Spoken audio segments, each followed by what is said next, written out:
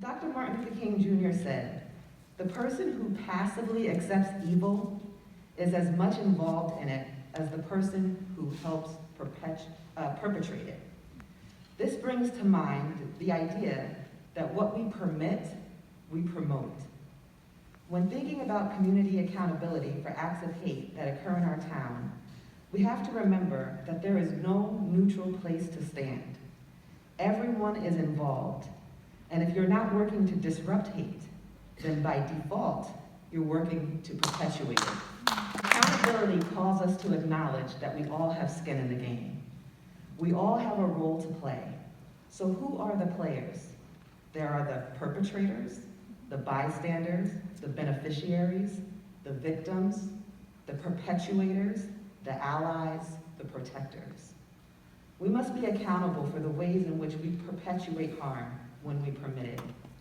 So one question that we attempted to think about this evening is, how do we move from being perpetuators to allies and/or protectors? The second message is working toward an inclusive Westfield. When I was an athlete, I was at a competition, and I was struggling. And my teammate pulled me to the side and told me that trying not to lose is not the same thing as trying to win. So I understand that working against exclusivity is not the same as working toward inclusivity, and that we need to do both. It's not one or the other, it's both and.